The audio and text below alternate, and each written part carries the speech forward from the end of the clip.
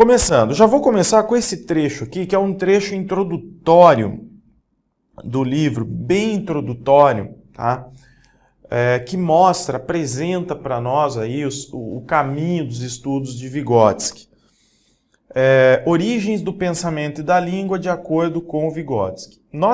Uma coisa tem que ficar certo, pensamento e linguagem são coisas, vamos dizer assim, interdependentes. A gente vai ver que não dá para fazer um estudo isolado do pensamento e da linguagem. Nós precisamos buscar a correlação, né? Quem contribui com quem no desenvolvimento aí.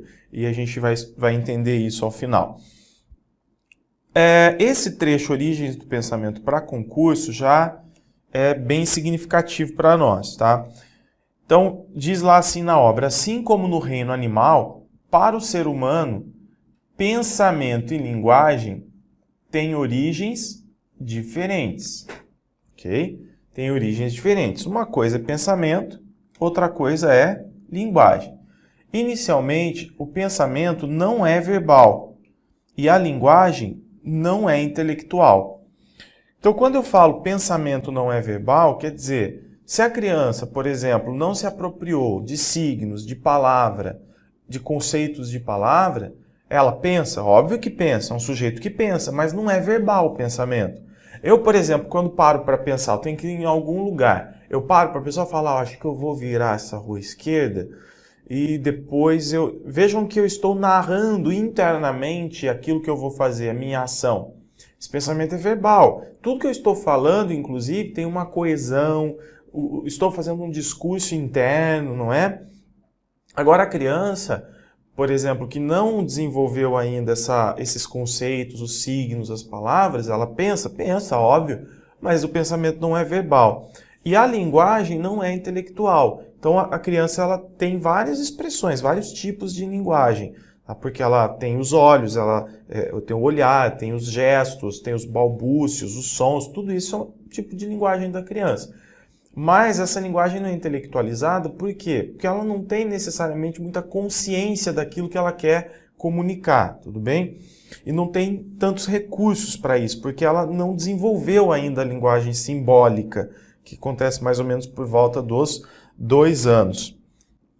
Suas trajetórias de desenvolvimento, entretanto, não são paralelas. Então, o que ele quer dizer é o seguinte: pensamento e linguagem têm origens diferentes? Tem. Só que tem um momento que o desenvolvimento de pensamento e linguagem se cruzam. Olha lá. Tem um momento que eles se cruzam. Olha aqui, ó. Elas cruzam-se. Em dado momento, há cerca de 2 anos de idade, as curvas de desenvolvimento do pensamento e da linguagem, até então separadas, vamos supor que aqui seja do pensamento e aqui é da linguagem, né? Então a criança está ali desenvolvendo o pensamento e ela está desenvolvendo a linguagem. Tem um momento que um auxilia o outro no processo de comunicação e do discurso, da construção do discurso interno. Encontram-se para, a partir daí, dar início a uma nova forma de comportamento. Ok? Então a criança apresenta já uma fala intelectualizada, socializada, o pensamento verbal e a capacidade de promover o discurso interno. Quando há esse cruzamento aqui, a criança vai desenvolvendo a fala interna, o discurso interno. Ela começa a interiorizar o pensamento, por exemplo. Ela começa a planejar a fala antes de emiti-la. Então muda o comportamento da criança. Isso aqui vamos dizer assim, esse trecho aqui é o resumo de tudo que nós vamos ver no decorrer das aulas, beleza? Então aqui, ó, é a partir desse ponto que o pensamento começa então a se tornar verbal e a linguagem racional. A linguagem racional quer dizer, a criança tem consciência do que ela está falando, por que está falando, vai iniciando essa consciência.